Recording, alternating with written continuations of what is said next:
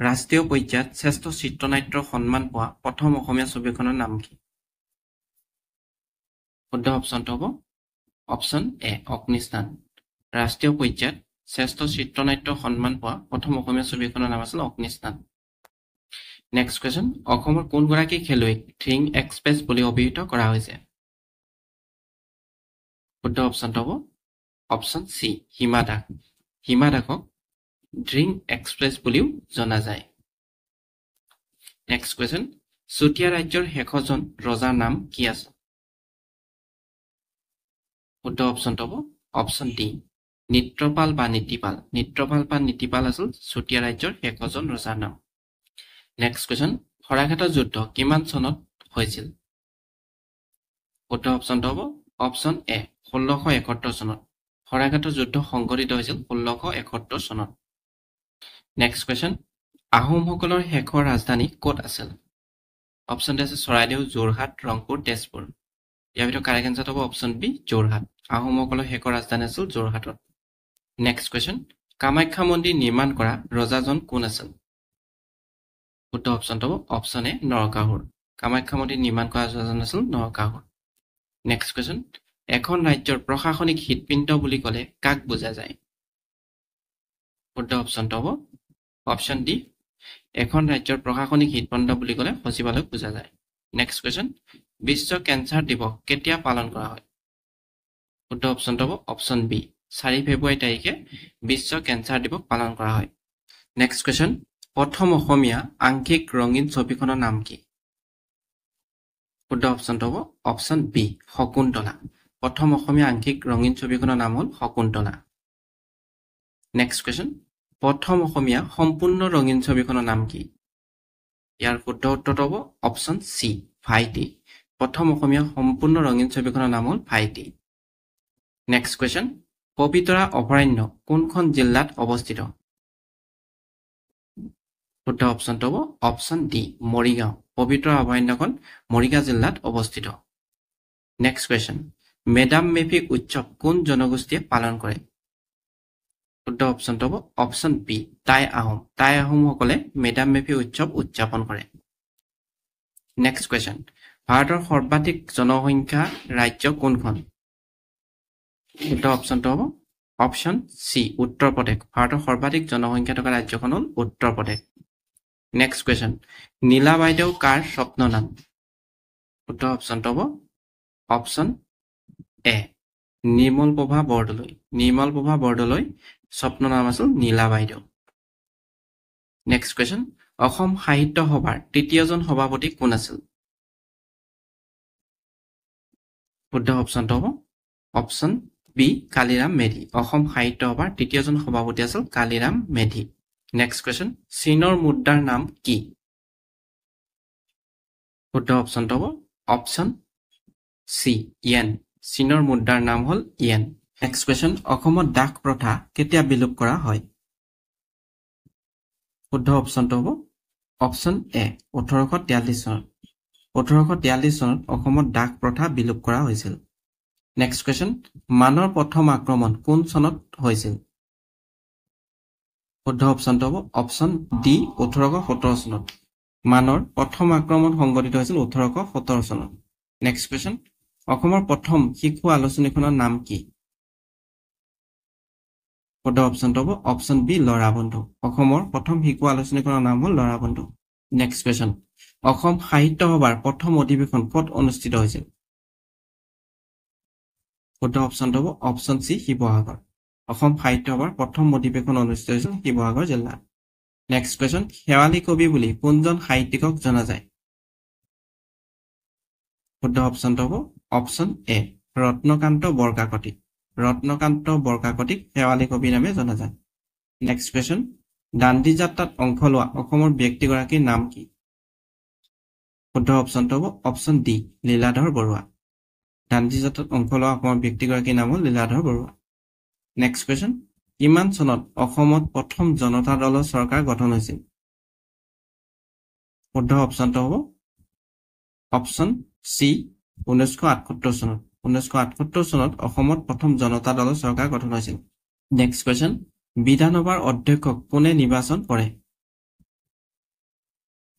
শুদ্ধ অপশ্যনটো হ'ব অপশ্যন চি বিধানসভাৰ সদস্যসকলে বিধানসভাৰ সদস্যসকলে নিৰ্বাচিত কৰে নেক্সট কোৱেশ্চন অসমৰ ডিগবৈ শোধনাগাৰ কিমান চনত স্থাপন হৈছিল শুদ্ধ অপশ্যনটো হ'ব অপশ্যন এ 1901 চনত অসমৰ ডিগবৈ শোধনাগাৰ 1901 চনত স্থাপন কৰা হৈছিল নেক্সট কোৱেশ্চন অসমৰ কোন ঠাইত প্ৰথম কয়লা খনি স্থাপন হৈছিল শুদ্ধ অপশ্যনটো হ'ব অপশ্যন বি মাকুমত প্ৰথমে কয়লা খনি স্থাপন হৈছিল নেক্সট কোৱেশ্চন অসমৰ মানচেষ্টাৰ বুলি কোনখন ঠাই কোৱা হয় শুদ্ধ অপশ্যনটো হ'ব অপশ্যন ডি শুৱালকুছিক অসমৰ মানচেষ্টাৰ বুলি জনা যায় নেক্সট কোৱেশ্চন অসমৰ কোন ঠাইত জুইশলা কাৰখানা আছে শুদ্ধ অপশ্যনটো হ'ব অপশ্যন চি ধুবুৰী জিলাত জুইশলা কাৰখানা আছে নেক্সট কোৱেশ্চন নামেৰী ৰাষ্ট্ৰীয় উদ্যান কোনখন জিলাত অৱস্থিত শুদ্ধ অপশ্যনটো হ'ব অপশ্যন চি শোণিতপুৰ নামেৰী ৰাষ্ট্ৰীয় উদ্যানখন শোণিতপুৰ জিলাত অৱস্থিত নেক্সট কোৱেশ্চন চৰক পূজা কেতিয়া পালন কৰা হয় শুদ্ধ অপশ্যনটো হ'ব অপশ্যন বি চ'ত মাহত চৰক পূজা পালন কৰা হয় চ'ত মাহত নেক্সট কোৱেশ্চন তলত দিয়া কোনটো এটা গ্ৰীণ হাউচ গেছ শুদ্ধ অপশ্যনটো হ'ব অপশ্যন চি কাৰ্বন ডাই অক্সাইড গেছটো green house gas next question স্বাধীন ভাৰতৰ প্ৰথমজন প্ৰধানমন্ত্ৰী কোন আছিল শুদ্ধ অপশ্যনটো হ'ব অপশ্যন এ জৱাহৰলাল নেহৰু স্বাধীন ভাৰতৰ প্ৰথমজন প্ৰধানমন্ত্ৰী আছিল জৱাহৰলাল নেহৰু নেক্সট কোৱেশ্চন চাণক্যৰ আন এটা নাম কি আছিল শুদ্ধ অপশ্যনটো হ'ব অপশ্যন বি কৌটিল্য চাণক্যৰ আন এটা নাম আছিল কৌটিল্য আৰু বিষ্ণুগুপ্ত বুলিও জনা যায় নেক্সট কোৱেশ্চন সন্তোষ ট্ৰফি তলৰ কোনটো খেলৰ সৈতে জড়িত শুদ্ধ অপশ্যনটো হ'ব অপশ্যন চি ফুটবল সন্তোষ ট্ৰফি ফুটবল খেলৰ সৈতে জড়িত নেক্সট কোৱেশ্চন দবা খেলৰ জন্ম কোন দেশত হৈছিল শুদ্ধ অপশ্যনটো হ'ব অপশ্যন এ ভাৰতবৰ্ষত দবা খেলৰ জন্ম হৈছিল ভাৰতবৰ্ষত নেক্সট কোৱেশ্চন ভাংৰা কোন ৰাজ্যৰ পৰম্পৰাগত নৃত্য শুদ্ধ অপশ্যনটো হ'ব অপশ্যন বি পাঞ্জাব ভাংৰা হ'ল পাঞ্জাবৰ পৰম্পৰাগত নৃত্য নেক্সট কোৱেশ্চন অসম পুলিচ দিৱস কেতিয়া পালন কৰা হয় শুদ্ধ অপশ্যনটো হ'ব অপশ্যন বি 1 অক্টোবৰ তাৰিখে অসম পুলিচ দিৱস পালন কৰা হয় নেক্সট কোৱেশ্চন মাদাৰ টেৰেছাই প্ৰতিষ্ঠা কৰা আশ্ৰমখনৰ নাম কি শুদ্ধ অপশ্যনটো হ'ব অপশ্যন চি নিৰ্মল হৃদয় মাদাৰ টেৰেছাই প্ৰতিষ্ঠা কৰা আশ্ৰমখনৰ নাম হ'ল Nirmal next question Davis cup কি খেলৰ সৈতে জড়িত শুদ্ধ অপশ্যনটো হ'ব option A lawn tennis Davis cup lawn tennis খেলৰ সৈতে জড়িত নেক্সট কুৱেশ্যন জয়দ্ৰত বধ কাব্য কাৰ ৰচনা মানে কোনে ৰচনা কৰিছিল শুদ্ধ অপশ্যনটো হ'ব অপশ্যন বি কবিৰত্ন সৰস্বতী জয়দ্ৰত বধ ৰচনা কৰিছিল কবিৰত্ন সৰস্বতীয়ে নেক্সট কুৱেশ্যন শৰাইঘাটৰ যুদ্ধৰ সময়ত মোগলৰ সেনাপতি কোন আছিল ইয়াৰ ভিতৰত শুদ্ধ উত্তৰটো হ'ব অপশ্যন চি ৰামসিংহ শৰাইঘাটৰ যুদ্ধৰ সময়ত মোগলৰ সেনাপতি আছিল ৰামসিংহ আৰু আহোমৰ আছিল লাচিত বৰফুকন নেক্সট কুৱেশ্যন বৰ্তমান ভাৰতৰ সংবিধানত মুঠ কেইটা মৌলিক অধিকাৰ আছে ইয়াৰ শুদ্ধ অপশ্যনটো হ'ব অপশ্যন ডি 6টা নেক্সট কুৱেশ্যন ভাৰতীয় গণৰাজ্যৰ প্ৰধান ৰূপে কাক অভিহিত কৰা হয় শুদ্ধ অপশ্যনটো হ'ব অপশ্যন বি ৰাষ্ট্ৰপতি ভাৰতৰ গণৰাজ্যৰ প্ৰধান ৰূপে অভিহিত কৰা হয় ৰাষ্ট্ৰপতি নেক্সট কুৱেশ্যন সংবিধানৰ কোনটো অধ্যায়ক ভাৰতৰ মেগনা কাৰ্টা বুলি কোৱা হয় শুদ্ধ অপশ্যনটো হ'ব অপশ্যন এ তৃতীয় অধ্যায়ক সংবিধানৰ মেগনা কাৰ্টা বুলি কোৱা হয় নেক্সট কুৱেশ্যন আফগানিস্তান ভাৰতৰ পৰা কেতিয়া পৃথক হৈছিল শুদ্ধ অপশ্যনটো হ'ব অপশ্যন ডি 1893 চনত আফগানিস্তান ভাৰতৰ পৰা পৃথক হৈছিল 1893 চনত নেক্সট কুৱেশ্যন অসম ৰাইফলৰ প্ৰতিষ্ঠা কেতিয়া হৈছিল শুদ্ধ অপশ্যনটো হ'ব অপশ্যন এ 1835 চনত অসম ৰাইফলছৰ প্ৰতিষ্ঠা হৈছিল 1835 চনত হুমায়ুন নামা কোনে লিখিছিল শুদ্ধ অপশ্যনটো হ'ব গুলবদন বেগম হুমায়ুন নামা লিখিছিল গুলবদন বেগমে নেক্সট কোৱেশ্চন লোহিত ৰক্তকণিকাৰ জীৱনকাল কিমান শুদ্ধ অপশনটো হ'ব অপশন এ 120 দিন লোহিত ৰক্তকণিকাৰ জীৱনকাল হ'ল 120 দিন নেক্সট কোৱেশ্চন ভাৰতৰ কম্পিউটাৰ সেৱা কেতিয়াৰ পৰা আৰম্ভ হয় শুদ্ধ অপশনটো হ'ব অপশন ডি 1966 চনৰ পৰা 1966 চনৰ পৰা ভাৰতত কম্পিউটাৰ সেৱা আৰম্ভ হয় নেক্সট কোৱেশ্চন কুশল কোঁৱৰক কিমান চনত ফাঁচি দিয়া হৈছিল শুদ্ধ অপশনটো হ'ব অপশন সি 1943 চনত কুশল কোঁৱৰক ফাঁসি দিয়া হৈছিল 1943 চনত নেক্সট কোৱেশ্চন কালিৰাম মেধি কিমান চনত অসম সাহিত্য সভাৰ সভাপতি হৈছিল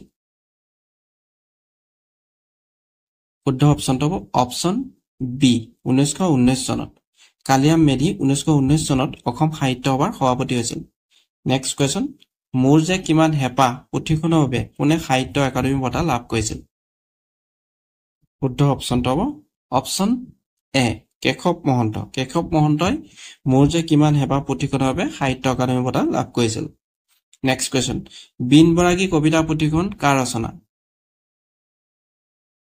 শুদ্ধ অপশনটো হ'ব অপশন বি চন্দ্ৰকুমাৰ আগৰৱালা বিন বৰাগী কবিতা পুথিখনৰ ৰচনা কৰিছিল চন্দ্ৰকুমাৰ আগৰৱালাই নেক্সট কোৱেশ্চন পৃথিৱীৰ ক্ষুদ্ৰতম মহাদেশখনৰ নাম কি শুদ্ধ অপশনটো হ'ব অপশন এ অষ্ট্ৰেলিয়া পৃথিৱীৰ ক্ষুদ্ৰতম মহাদেশখনৰ নাম হ'ল অষ্ট্ৰেলিয়া নেক্সট কোৱেশ্চন পৃথিৱীৰ বৃহত্তম মহাদেশখনৰ নাম কি শুদ্ধ অপশনটো হ'ব অপশন সি এছিয়া পৃথিৱীৰ বৃহত্তম মহাদেশখনৰ নাম হ'ল এছিয়া নেক্সট কোৱেশ্চন ভাৰতৰ বৃহত্তম বদ্বীপটোৰ নাম কি শুদ্ধ অপশনটো হ'ব অপশন এ সুন্দৰবন ভাৰতৰ বৃহত্তম বদ্বীপটোৰ নাম হ'ল সুন্দৰবন নেক্সট কোৱেশ্চন স্বাধীন ভাৰতৰ প্ৰথম গভৰ্ণৰ জেনেৰেল কোন আছিল শুদ্ধ অপশনটো হ'ব লৰ্ড মাউণ্ট বেটেন স্বাধীন ভাৰতৰ প্ৰথম গভৰ্ণৰ জেনেৰেল আছিল Lord Mountbatten next question Nobel বঁটা বিজয়ী প্ৰথম ভাৰতীয় কোন শুদ্ধ অপশনটো হ'ব option A Rabindranath Thakur Nobel বঁটা বিজয়ী প্ৰথম ভাৰতীয় আছিল ৰবীন্দ্ৰনাথ ঠাকুৰ নেক্সট কোৱেশ্চন ভাৰতীয় জাতীয় কংগ্ৰেছৰ প্ৰথম সভাপতি কোন আছিল